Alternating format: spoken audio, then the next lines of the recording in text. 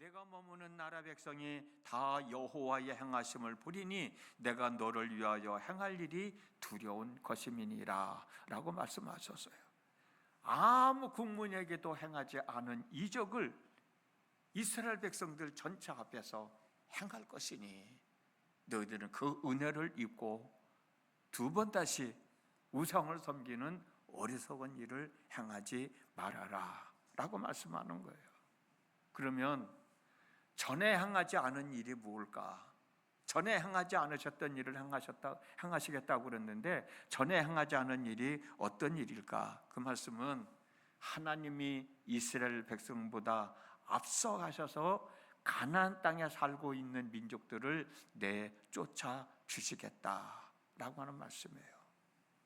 이 말씀은 곧 너희들이 살아가면서 당면하는 삶의 문제들을 내가 다 해결해 주겠다라고 하는 말씀이에요. 여러분, 이스라엘 백성들이 가나안 땅에 들어가는 것은 그냥 걸어서 들어가는 게 아니고 정복해야 들어갈 수 있는 땅입니다. 정복해야 돼요. 하나님이 주셨지만 그 땅 그냥 들어가는 것이 아니라 정복하고 그 땅을 차지해야 들어가는 거예요. 정복하려면 싸워야 되잖아요. 싸움에서는 이겨야 되잖아요. 이스라엘 백성들에게 있어서는 이 엄청난 일을 어떻게 감당하겠어요? 그래서 하나님이 너희들보다 앞서가서 가나안 땅에 살고 있는 사람들을 다 내쫓아 줄 것이니 너희들은 들어가서 살아라, 그 말씀인 거야. 큰 일을 해결해 주겠다는 말씀이에요. 이 말씀은 너희들이 살아가면서 당면한 삶의 문제들을 너희들의 하나님인 내가 해결해 줄 것이니 그러니 너희들은 또다시 우상을 섬기는 어리석은 일을 행하지 말아라. 우상을 섬기는 죄를 또다시 짓지 말아라. 그리고 너희들은 하나님만 믿고 하나님만 섬기는 하나님의 사람으로서의 삶을 살아가라 라고 말씀하시는 거예요. 왜 이렇게 말씀을 드리느냐면 우리가 읽지는 않았지만 출애굽기 34장 12절에서 16절을 보면 너희들은 다른 민족과 언약을 맺지 말고 다른 민족과 결혼도 하지 말고 다른 민족들이 섬기는 우상을 숭배하지 말고 이방 제단과 우상들을 다 철거해 버려라 라는 말씀 때문에 그래요. 이 말씀의 요지는 뭐예요? 하나님 외에 다른 신을 섬기지 말고 오직 하나님만 섬겨야 된다는 말씀이잖아요.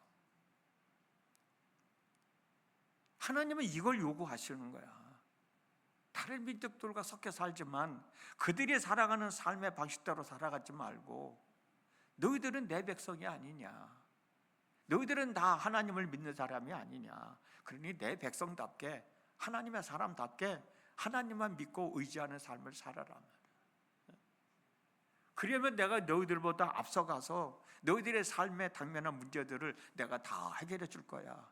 너희들 가나안 땅에 들어갈 때 정복해야 되는데 정복할 수 있도록, 들어가 살 수 있도록 내가 그들을 다 내쫓아 주실 거야. 그 말씀인 거예요.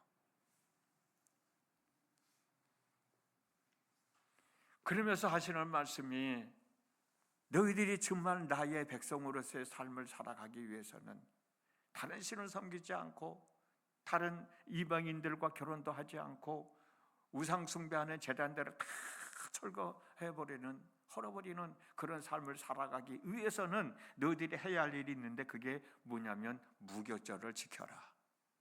처음 난 것은 하나님께 드려라. 안식일을 지키고 칠칠절을 지키고 초막절을 지켜라.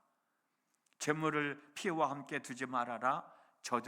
저주로 어린 염소를 삼지 말아라. 이런 법을 제정해 주셨어요. 그런데 여러분, 하나님은 이와 같은 요구사항들을 이스라엘 백성들이 살아가는 삶 속에서 실천할 수 있도록 생활 법규로 정해주시고 이 말씀을 지켜 살아라. 그러면 너희들은 내 백성이 되고 나는 너희 하나님이 되고 내가 지금까지 행하지 않았던 놀라운 일들을 너희들보다 앞서가면서 내가 시행하겠다. 하나님의 사랑이죠. 하나님의 배려죠. 여기서 우리가 생각할 내용이 있습니다. 그 내용은 뭐냐면 하나님은 진별하시며 징계하시는 하나님이 아니시고 일으켜 세우셔서 다시 시작하게 하시는 하나님이시다. 우리가 이것을 좀 깨달았으면 좋겠어요. 아까도 말씀드렸습니다만 하나님하고 언약을 체결했잖아요. 이스라엘 백성들이 일방적으로 자기들 상황에 따라서 파괴해버렸잖아요. 그때 하나님이 얼마나 속상하셨으면, 얼마나 마음이 아프셨으면 진멸하시겠다고 말씀하셨겠어요. 그러나 모세의 간절한 기도, 또 이스라엘 백성들의 진정 어린 회개, 그걸 통하여 하나님은 마음을 바꾸셨잖아요. 그리고 내버려 두지 않았어요. 다시 하나님의 백성으로서의 삶을 살아가게 하기 위해서 언약을 체결하시는 거예요. 그리고 또다시 말씀하시는 거예요. 야, 이제는 내가 너희들 앞에 나가서 이러한 할 것이니 너희들은 절대로 이방신을 섬기는 어리석은 짓을 되풀이하지 말아라. 그러기 위해서는 생활 속에서 살아가면서 지킬 수 있는 법규를 만들어 주시면서 이걸 지켜. 그러면 너희들은 내 백성으로서 내가 베푸는 은혜를 입으며 살아갈 수 있다. 다시 시작할 수 있도록 하나님은 이스라엘 백성들에게 은혜를 베풀어 주시는 거예요. 하나님은 우리가 실패했을 때도, 죄의 유혹을 이기지 못하고 넘어졌을 때도, 하나님의 사람으로서의 삶을 살지 못해서 하나님을 실망시켜 드렸을 때도 하나님은 우리를 버리시는 분이 아니고 다시 시작하라고 권면하시면서 용기를 주시는 하나님이시다. 다시 시작하라고 손을 내미시며 붙잡아 일으켜 주시는 분이시다. 우리 한번 생각해 보세요. 평생 태어날 때부터 안진뱅으로 태어나서 한 번, 지금까지 살아오면서 한 번도 일어서 보지 못한 안진뱅이에게 베드로가 손을 내밀며 붙잡아 일으키며 나사렛 예수 그리스도의 이름으로 일어나 걸어라. 그 모습이 오늘 또 하나님은 저와 여러분들에게 향하여 지고 있다는 사실을, 어제 나눴던 출애굽기 34장 5절에서 7절 말씀입니다. 하나님은 자비롭고 은혜롭고 노하기를 더디하시고 인자와 진실이 많으신 분이시단 말이에요. 자비롭고 은혜롭고 노하기를 더디하시고 인자와 진실이 많으신 하나님은 우리가 당신의 거룩한 백성으로 살아가기를 원하시는 마음으로 우리를 또다시 부르고 계신 거예요. 그리고 다시 시작하자고 새 언약을 주신 거예요. 그 새 언약의 내용은 조금 전에 말씀드렸던 것처럼 하나님 외에 다른 신을 섬기지 말아라. 그 믿음 지키기 위해서는 다른 이방 민족들과 결혼해서는 안 된다. 그들이 섬기는 우상 앞에 서지 말고 우상을 철거해버리는 그런 마음가짐을 가지고 살아가라. 그러면 너희들이 당면한 삶의 문제들을 하나님이 앞서가서 행하시겠다. 이게 오늘 또 저와 여러분들에게 향하신 하나님의 마음이에요. 하나님의 마음. 누가복음 15장을 보면 탕자의 아들, 둘째 아들 얘기가 나오잖아요. 아버지로부터 재산을 물려가지고 나와서 다 탕진해 버렸잖아요. 그런데 내 아버지 집에는 일하는 일꾼들도 배불리 먹을 수 있는 음식이 풍족한데 나는 왜 여기서 굶어 죽어야 하나? 라는 생각을 가지고 아버지께로 돌아가자, 내 아버지 집으로 돌아가자 라고 고백을 하고 돌아가잖아요.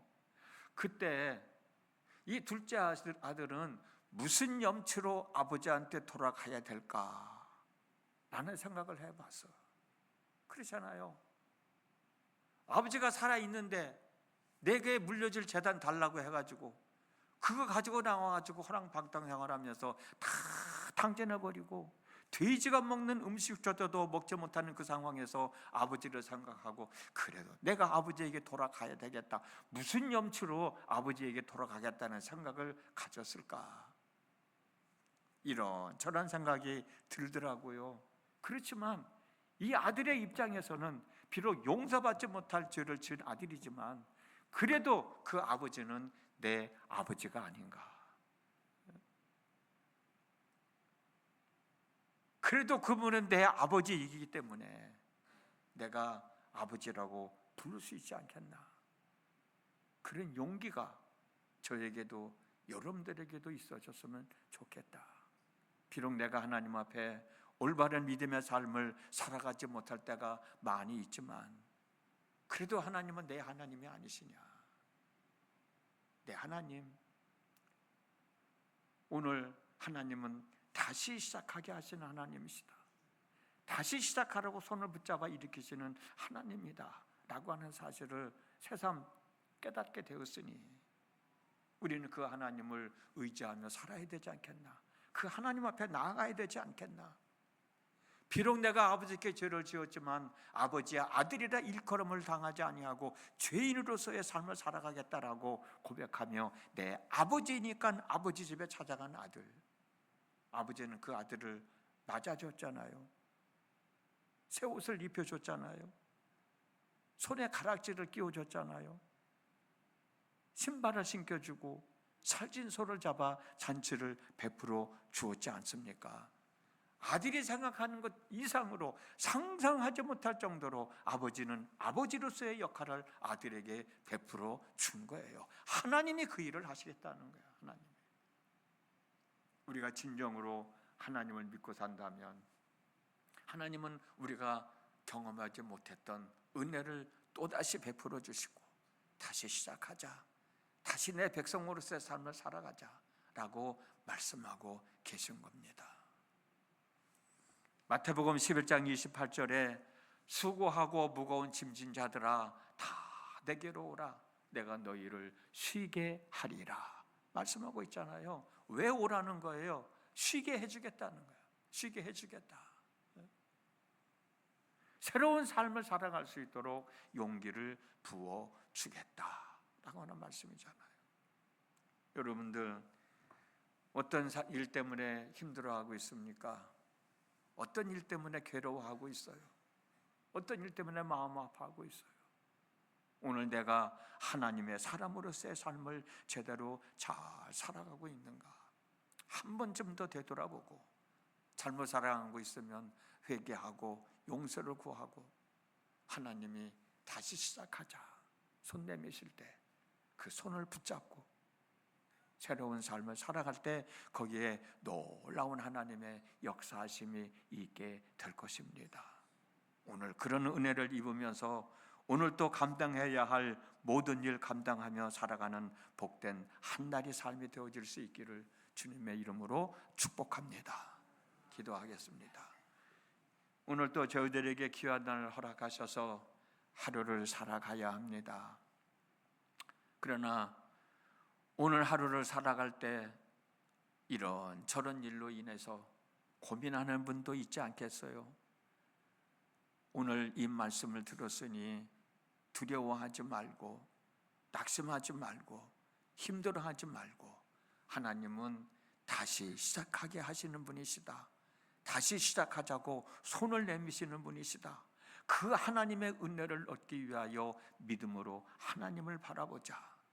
수고하고 무거운 짐진 자들아 다 내게로 오라, 내가 너희를 쉬게 하리라 라는 말씀 마음에 새기고 너희들이 진정 하나님의 사람으로서의 삶을 살아가길 원한다면 말씀을 순종하며 살아라. 하나님의 뜻을 존중하며 살아라.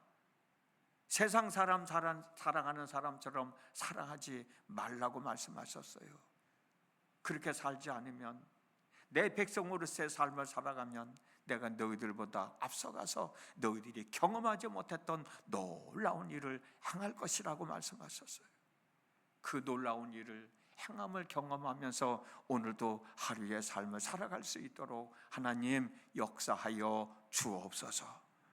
오늘도 믿음으로 하나님 앞에 와 있습니다. 때를 따라 돕는 은혜를 얻기 위하여 은혜의 보좌 앞에 서 있습니다. 사랑하는 성도들 한 사람 한 사람을 기억하시고 하나님의 사람으로 다시 시작하여 하나님의 영광을 드러내며 살아가는 귀한 믿음의 권속들이 되어지도록 하나님 역사해 주옵소서. 예수님의 이름으로 기도드렸습니다. 아멘.